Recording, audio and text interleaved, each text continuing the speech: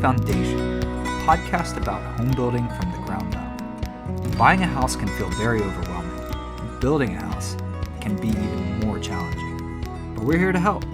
Throughout this series, we'll be interviewing realtors, builders, developers, lenders, and anyone else involved in the home building process. After listening to this series, you should have the right tools and knowledge for the next steps needed to build the home that you've always dreamed of. What's life like at the Ranch Club in Missoula, Montana? With amenities like an 18-hole golf course, swimming pool, restaurant, and bar, there's something for everyone at the Ranch Club. But beyond activities, the community that resides at the Ranch Club is second to none.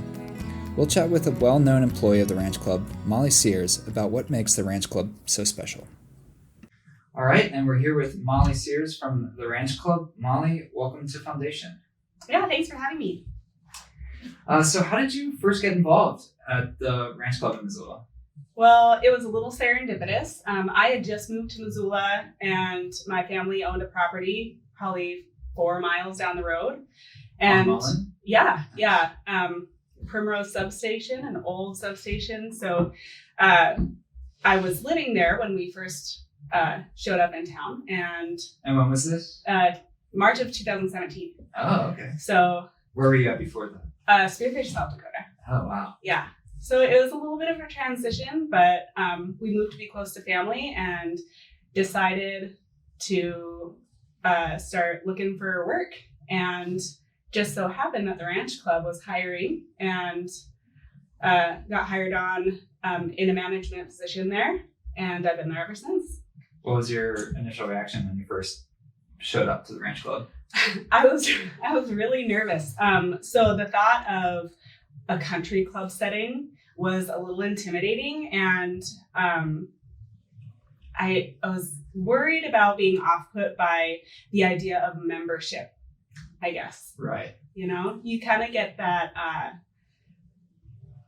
the stereotype in your head about fancy cars, old people. Yeah. Yeah, but actually, to my surprise, it is almost the exact opposite. So what a relief for me. That's awesome. Yeah. So can you tell us a little bit about what you do at the Ranch Club? Because I feel like you have to do quite a few things. Yeah, that's a loaded question.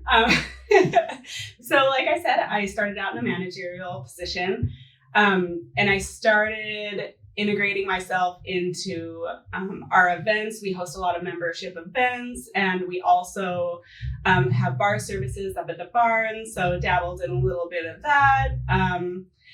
Also, we have what we call membership enrichment activities. So membership enrichment activities are solely there for our members. We run bunco nights for our ladies. I get to spend a lot of time being involved in our leagues through the summer. And also we have a lot of families. So I get to be really involved with the families and the kids and host kids activities for them. Awesome. Yeah.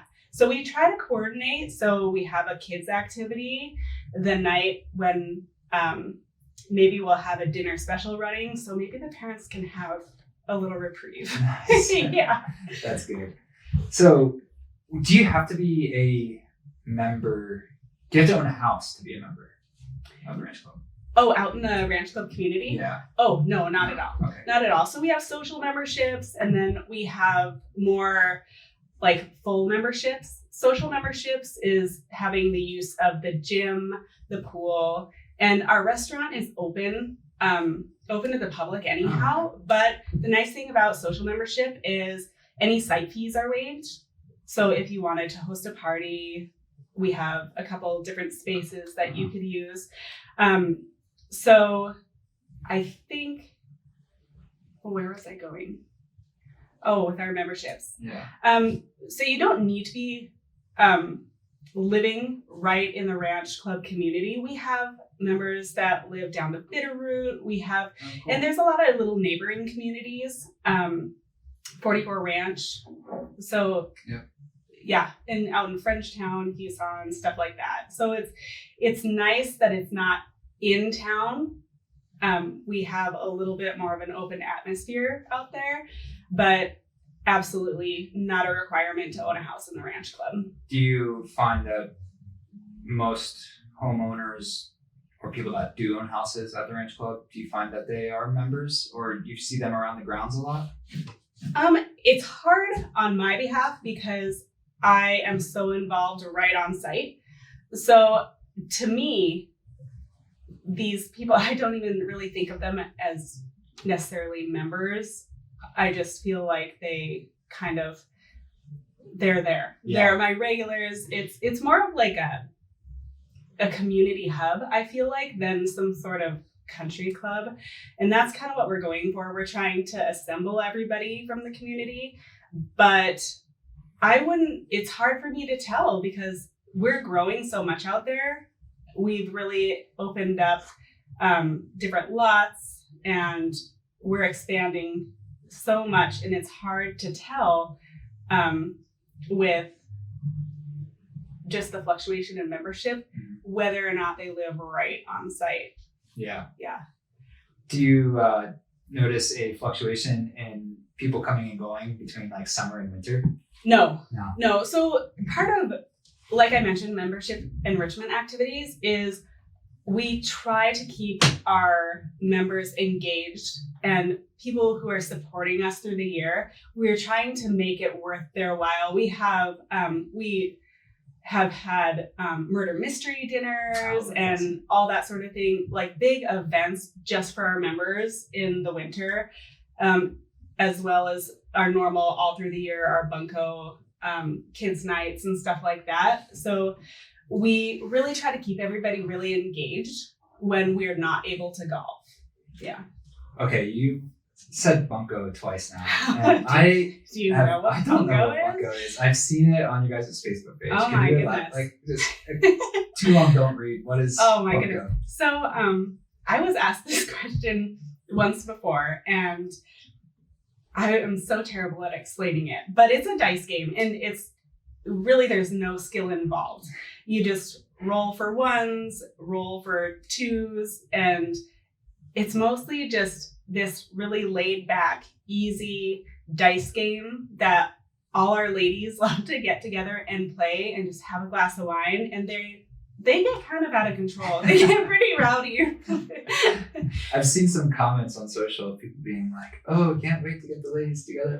Yeah, it's so fun. It's so fun because you really get to know the members and you get to know these people, and it just feels like everybody's kind of assembling in your living room and you're just having the best time. Although with social distancing, it's a little more difficult, but we have our ways to still have a good time. Speaking of social distancing, in the spring of 2020, when COVID-19 hit, I'm sure that kind of deterred people from wanting to hang out, and maybe you weren't even able to.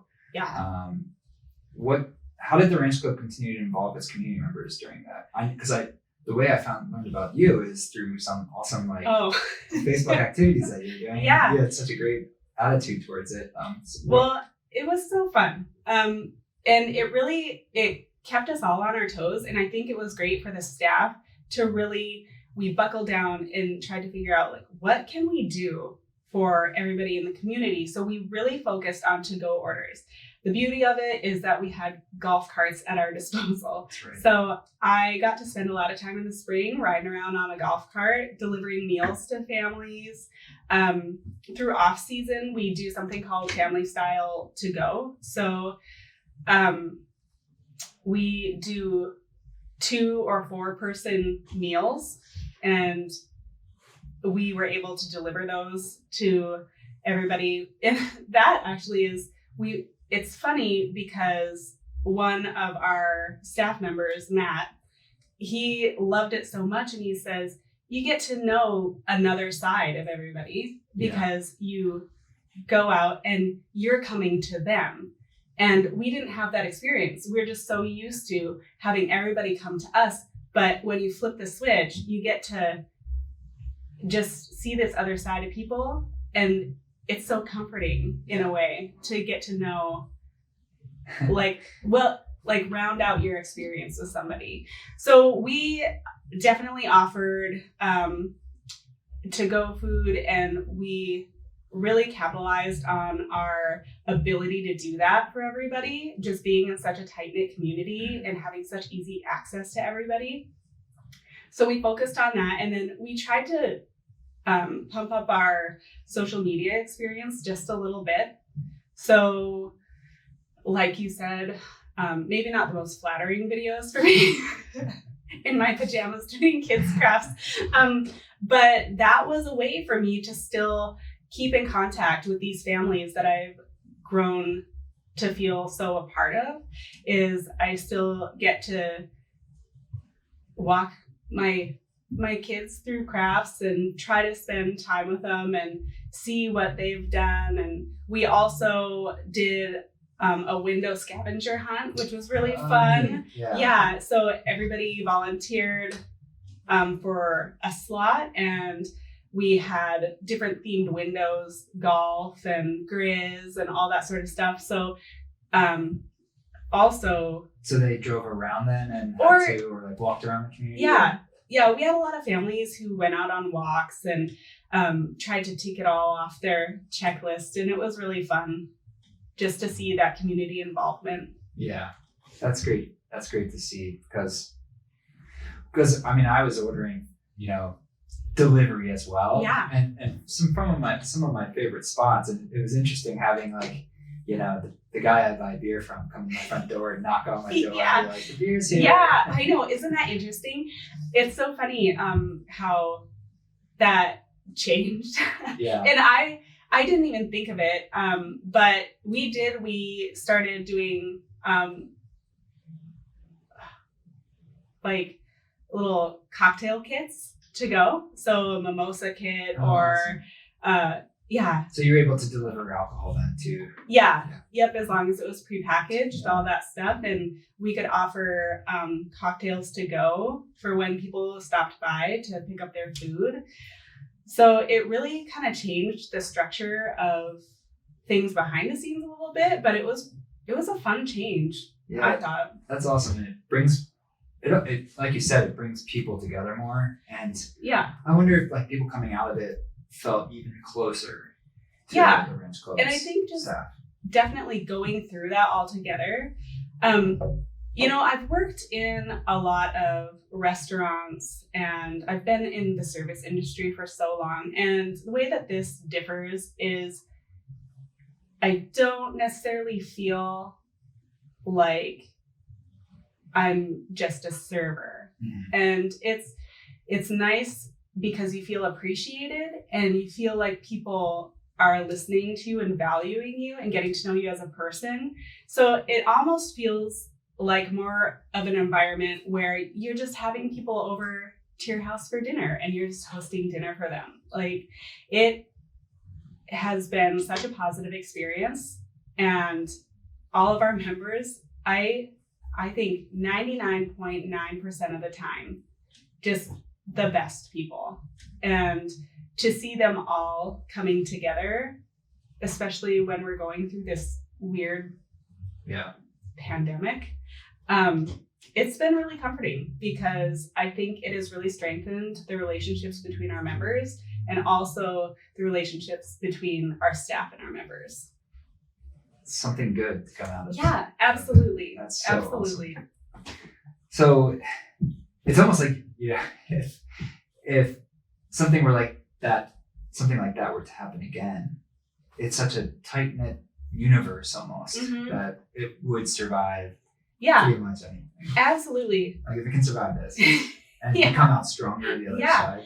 Yeah. And I think, let's say we had to take a step back again, and I just feel like we would just weather the storm all together. Yeah. And it's comforting because you don't feel so isolated. We still feel like a community. We're still supporting each other as much as we can. And that's really been such a great part of being a part of the Ranch Club community, especially during all of this. And it makes it so much different than a country club. Because like a country club people go to and then they leave. Yeah. And the idea of country club, to me, it seems cold. Yeah. If that makes sense. And that's not why, welcoming. Yeah, it feels very like sterile and cold and a little bit off-putting, but I have never seen the ranch club community as being a part of a country club. I have always just seen it as just being this warm community that feels more like family, for sure. So you've covered a lot of events quickly. So what are your favorite events that the Ranch Club has? I really love our murder mystery nights, mostly because you get to be so theatrical and you get to see all these folks that come in so regularly, and they're taking on this completely different persona and they get so into it. And that's one of my favorite parts. And it's so relaxing and you get to laugh and you're playing these characters. That's awesome. And you just feel like you're just goofing off, having the best time. So murder mysteries hold a pretty special place in my heart. Are there different themes for each one? Yeah, we had an 80s murder mystery.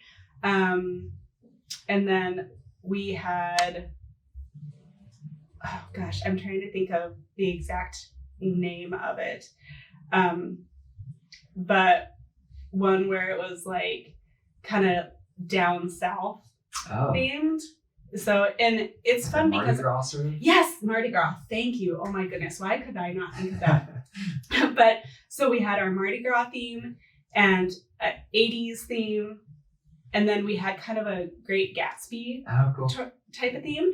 And one thing that's really fun is we have a really talented kitchen staff right now, and they come up with some of the most creative and in-depth things we've done. So the menu then matches the Yeah, theme? yeah. We That's absolutely customize the menu to match the theme. And that is so fun to see because they really get into the history of everything. And we've done crawfish boils, which have been really popular. That was one of the last events that I got to host before the pandemic hit, and it was sold out in no time. But I had never been to a crawfish boil, so it was the most entertaining thing to see. And just you get to learn about the history of it, and of course you're visiting with all these people that you have known for a few years, and they're talking about all the times that they've been to crawfish boils and why they like them, and it's really fun. Doesn't sound like work. No, not at all. And that's one of the best parts about it is stepping on site. I don't feel like I'm coming to work at all. It is really enjoyable, and then I never know what's going to happen. Who's going to come in? Who am I going to get to see? Are there going to be families where I get to hang out with all the kids and try to see how they're coping with homeschooling and all of that? So some events, well, you mentioned about the kitchen, just blowing out the park recently.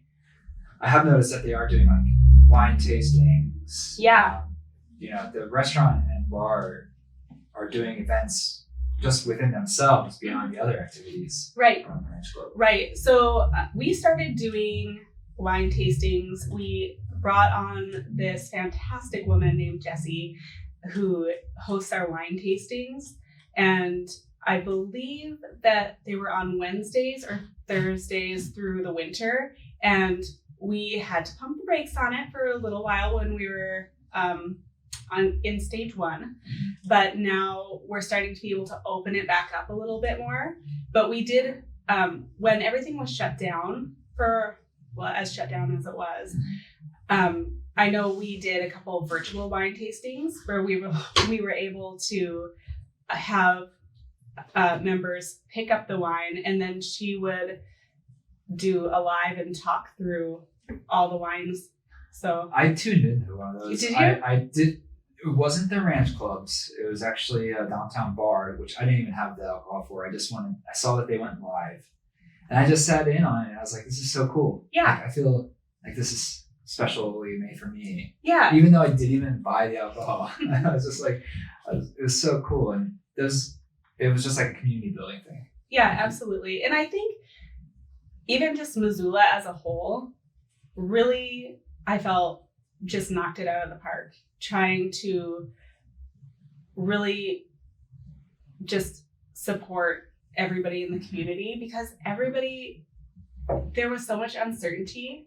And I think that Missoula is such a peaceful, tight-knit place to live, and to be a part of the Ranch Club, which is almost like a smaller, more tight-knit microcosm. Yes, absolutely. And it really eased the stress on a lot of people to be able to not feel so isolated and alone through it. And a lot of creativity I saw through the Missoula community. Yeah. Coming through all of it. And the Ranch Club area it's pretty easy to socially distance. Yeah. It's a lot of open air, a lot of walking paths. Yep. You can get outside, like you said, you get your food delivered to your house. Beyond just leaving your home, you don't even necessarily need to leave the whole entire Ranch Club area. Right. Right. The whole thing. Yeah. We had a lot of people who, while they were supporting us through this, when you're visiting with them, you find out that is their mentality. I have everything right here. What do I need except for maybe a weekly trip to the grocery store? And it was really nice to hear that people who maybe were compromised or more at risk during all of this, they had the option to really just stay at home, not worry, and know that we're taking every precaution to keep them safe. And they feel safe with us, and we feel safe with them, knowing that it goes both ways. So it was really nice to hear that people were able to just isolate, but still feel not isolated. Yeah. And to come out the other end, like feeling even more connected. Yeah, absolutely. It's been so great to see the first time that you see a member that you haven't seen in weeks, and you're just wondering, oh my gosh, how is everything? And you just hunker down, like, tell me all about it. What shows did you watch? Yeah, absolutely. What did you binge watch? And people, I feel like I heard a lot about people being more connected with their families that maybe don't live nearby. They're reconnecting with people on the other side of the United States. Yeah. Through, it was so common, just the Skyping and the Zooming and all that sort of stuff. And thank goodness this pandemic happened in a time where we have that kind of accessibility. Yeah. Like, where almost everyone has a camera that they can Zoom call with. Yeah, it's that. Thank goodness for that. Yeah, I've seen some cousins during the whole pandemic that I haven't seen in years. Yeah. And here we were just like all zooming together as a family. It's really cool. And that's kind of the way when we first started opening up and people started feeling more comfortable with coming out of their houses. You get that feeling of, oh my gosh, I haven't seen you in forever. I wish I could give you a hug. And that's how you know that, I don't know, it's more than just a place to hang out. It's more than just a golf course. It's more than just a restaurant. These people, you're involved. And sometimes it toes the line a little bit where you get too comfortable, but it's great to know that you feel a part of their lives. Yeah. And you feel important to them and they're important to you. It's really great. I love the Ranch Club. Yeah. And, you know, once you start getting to that age of having a family, having grandkids, they're not going out that much. They're not going, they're not going to the bars, they're not going to the clubs. Why not have all their social outlets within a nice tight knit community? Absolutely. It's really nice. And with the pool complex, it's so good for our families. I think our previous guest, Tom Buderak, he lives, as you know, he lives on the Ranch Club. Yeah. He says that one of his favorite things is just hanging out by the pool with the grandkids. Yeah. That's so awesome. Yeah. And I think that that's a common theme. Yeah.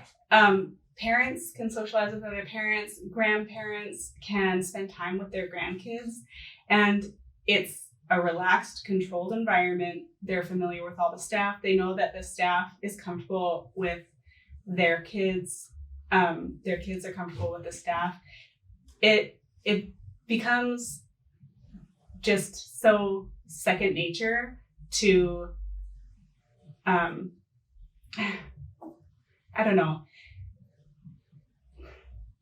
Let me see. So I think what I'm trying to say is having all those amenities to support the families out there, you see them so often that, I don't know, it's really redundant. You just feel so involved with these people. I see the same folks in and out every day, and I love it. It's awesome. It's good. All right, Molly. Well, thank you so much for taking some time to visit us here. Yeah, it was great. And anyone interested in visiting Molly, you can find her at the Ranch Club, pretty much everywhere, it sounds like. I'm there somewhere, actually. Awesome. Well, thank you so much, Molly. Have a great day. Yeah, you as well.